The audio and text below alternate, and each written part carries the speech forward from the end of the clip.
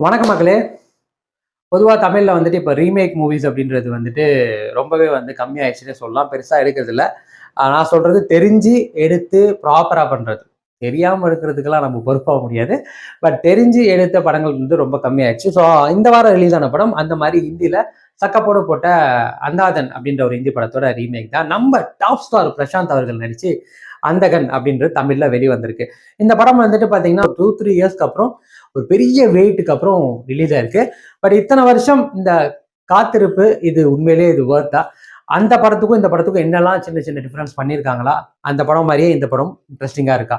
So இதெல்லாம் தான் நம்ம இந்த ஷோல பார்க்க போறோம். ஸோ வாங்க ஷோக்குள்ள போலாம். இது நம்ம ஷோ ரீல் அந்து போச்சு. ஸோ அந்தகன் இங்கிலீஷ்ல அந்தகன் அப்படின்னு படிப்பீங்க, தமிழ்ல வந்து அந்த கண். ஸோ கண்ணு தான் இங்கே விஷயம். இது ஹிந்தியோட அந்தாதன் பார்த்தவங்களுக்கு இந்த படத்தோட ஆன்லைன் என்ன, இதோட கான்செப்ட் என்ன எல்லாமே தெரியும். ஸோ பார்க்காதவங்களுக்கு வந்துட்டு ரொம்ப சிம்பிளா ஒரு கண்ணு தெரியாம நடிக்கிற ஒரு இளைஞருக்கு முன்னாடி ஒரு கொலை நடக்குது. அந்த கொலையை வந்துட்டு அவர் பார்த்துட்டாரா பார்க்கலையான்ற ஒரு குழப்பத்தில் கொலை செஞ்சவங்க வந்துட்டு இவரை ஃபாலோ பண்ணிட்டு வரும்போது இவருக்கு என்னெல்லாம் தொந்தரவு வருது, இவரோட லட்சியமான இவர் லண்டன் போகணும், பியானோகளை வாசிக்கணும் அப்படின்னு நினைக்கிற ஒரு அந்த கனவு நிறைவேறிச்சா இல்லையா, இவரோட வாழ்க்கை இதுக்கப்புறம் இப்படிலாம் மாறுது, உண்மையிலேயே அவருக்கு கண்ணு தெரியுமா தெரியாதா, இதுதான் இந்த படத்தோட சின்னதா கதையை சொற்கும்னு சொல்லலாம். இதை கொஞ்சம் விலாவரியா சொன்னா மொத்தமா கதையை உடைச்சிற மாதிரி ஆயிடும். ஸோ ஹிந்தியில இந்த படம் வந்துட்டு ரொம்பவே சக்கப்போடு போட்டுச்சு. ஸோ அந்த படத்தோட ரீமேக்கிங் வாங்கிட்டாங்கன்னும் போது இந்த படத்துக்கு ஒரு பெரிய ஹைப் ஏற்படுச்சு. ஸோ எப்படி வந்து பிரசாந்த் பண்ண போறாரு, இத்தனை வருஷம் கழிச்சு அவருக்கான மார்க்கெட் எப்படி இருக்கும் அப்படி எல்லாம் பெரிய பேச்சு இருந்தது. பட் படம் ஸ்டார்ட் ஆனதுலேருந்து போய் முடிச்சு அதுக்கப்புறம் ரிலீஸ் வரைக்குமே வருஷம் நடக்கிற எல்லா நல்லதுக்கும் போஸ்டர்ஸ் ரிலீஸ் ஆச்சு ஒழிய படம் ரிலீஸ் ஆகல. ஸோ ஒரு வழியா இந்த படம் வந்துட்டு ஆகஸ்ட் 15 சொல்லி அதுலயுமே ஒரு ப்ரீ போனா ஆகஸ்ட் 9 ரிலீஸ் ஆச்சு. ஸோ எனக்கு இந்த படத்துல என்ன பிடிச்சிருந்தது, என்னென்ன பெட்டரா பண்ணிக்கலாம், என்ன ஒர்க் ஆகல, வழக்கம் போல. ஸோ எனக்கு என்ன பிடிச்சிருந்ததுன்னா, முதல்ல நம்ம டாப் ஸ்டார் பிரசாந்த் தாங்க. அவரை வந்து திருப்பியும் இந்த மாதிரி ஒரு லீட் ரோல்ல ஹீரோவா ஸ்க்ரீன்ல பாக்குறப்போ மனுஷன் சூப்பரா இருந்தாரு. ரொம்ப வெயிட் எல்லாம் போடாம பழைய மாதிரி ஓரளவுக்கு வந்துட்டு பார்க்கவே ரொம்ப ஹேண்ட்ஸமாவே இருந்தாரு. அவரோட நடிப்புமே வந்துட்டு சூப்பரா இருந்துச்சு. எங்கேயும் குறை சொல்ற மாதிரியே இல்லை. அந்த கேரக்டரை வந்து ரொம்பவே வந்து அழகா ப்ளே பண்ணியிருக்காரு. ஸோ ஃபர்ஸ்ட் திங் எனக்கு பிரசாந்த் தான். அவரோட ஃபர்ஸ்ட் சீன்ல இருந்து லாஸ்ட் சீன் வரைக்குமே ரொம்பவே அற்புதமா இருந்தது. டாப் ஸ்டார் இஸ் பேக் அப்படின்னு சொல்லலாம். ஸோ ரெண்டாவது இந்த படத்துல மெயின் நெகட்டிவ் ரோல் பண்ண நம்ம சிம்ரன் அவர்கள். சிம்ரனுக்கு வந்துட்டு ஆல்ரெடி இந்த மாதிரி வில்லன் நெகட்டிவ் ரோல்ஸ்லாம் வந்துட்டு ஆல்ரெடி பண்ணியிருந்தாலும் இந்த படத்துல ரொம்பவே சட்டலா ஸ்பெசிஃபிக்கா ஒரு சில இடங்கள்ல தான் அவங்களோட அந்த வில்லத்தனம் தெரியும். ஸோ அதை வந்து ரொம்பவே அழகா ப்ளே பண்ணியிருக்காங்க.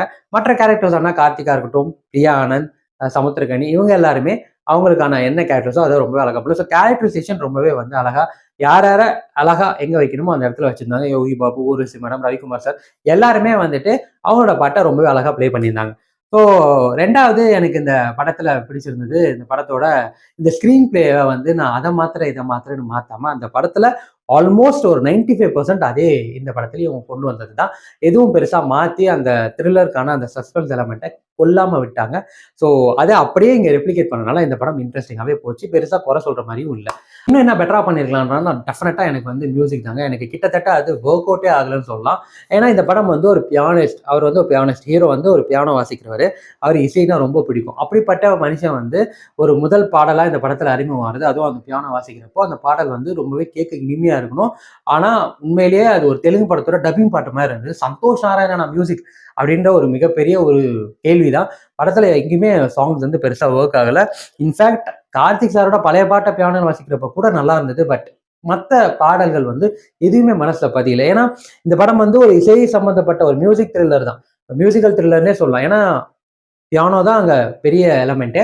ஆனா அந்த மாதிரி ஒரு விஷயத்த வச்சுட்டு என்னென்னமோ மேஜிக் பண்ணிருக்கலாம் பாட்டுல. பட் அது மாதிரி எதுவுமே இல்லாம ரொம்ப சப்பையா இருந்தது. உண்மையிலேயே சந்தோஷ் நாராயண் தான் மியூசிக்கா, இல்ல இப்ப டைம் இல்லாதனால கடைசி கட்ட ஏதாவது ஒரு அசிஸ்டன்ட் கிட்ட கொடுத்து பண்ணுப்பான்ட்டாரான்ற ரேஞ்சுக்கு இருந்தது. ரொம்பவே எனக்கு படம் பெட்டரா பண்ணிருக்கலான்றதோட மியூசிக் எனக்கு ஒர்க்கே ஆகல. சுத்தமா எனக்கு கன்வின்சிங்காவே இல்லை.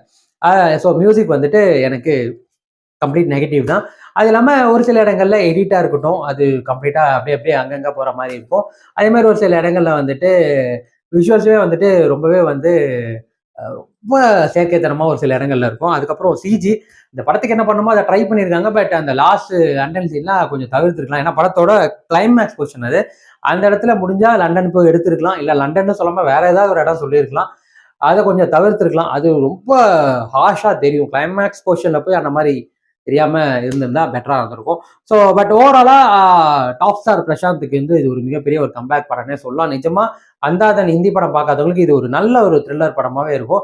ரொம்ப அப்படியே சினிமா தனம் அப்படியே நாலேஜ் எல்லாம் போட்டு பார்க்காம ரொம்ப யதார்த்தமா ஒரு த்ரில்லர் படம் பார்க்கணும்னு நினைச்சீங்கன்னா இந்த படம் நிஜமாவே உங்களுக்கு சர்ப்ரைசிங்கா இருக்கும். தியேட்டர்ல போய் இந்த மாதிரி ஒரு படம் த்ரில்லர் படம் பார்க்க எனக்கு பிடிக்கும் அப்படின்னு நினைக்கிறவங்களுக்கு கண்டிப்பா உங்களுக்கு இந்த படம் ஃபுல்ஃபில் பண்ணும். ஸோ ஓவராலா அந்தகன் எந்த அளவுக்கு என்ன ஃபுல்ஃபில் பண்ணிச்சுன்னு பார்த்தீங்கன்னா 100க்கு வந்து நான் 70 கொடுப்பேன். ஒரு நல்லாவே த்ரில்லர் படம்னே சொல்லலாம். ஸோ அவ்வளோதான் மக்களே. மீண்டும் அடுத்த வாரம் வேற ஒரு நல்ல திரைப்படம், வேற ஒரு நல்ல விமர்சனம், வேற ஒரு முன்னோட்டத்தோடு உங்களுக்கு சந்திக்கிறேன். பை ஃப்ரம் உங்க விஜய் கிராதகன். மறக்காம நம்ம சேனல் சப்ஸ்கிரைப் பண்ணுங்க. உங்க வீடியோ பிடிச்சதா லைக் பண்ணுங்க, உங்க ஃப்ரெண்ட்ஸுக்கு ஷேர் பண்ணுங்க. வேற இன்னும் என்னெல்லாம் பெட்டரா பண்ணலான்றத கமெண்ட் செக்ஷன்ல சொல்லுங்க.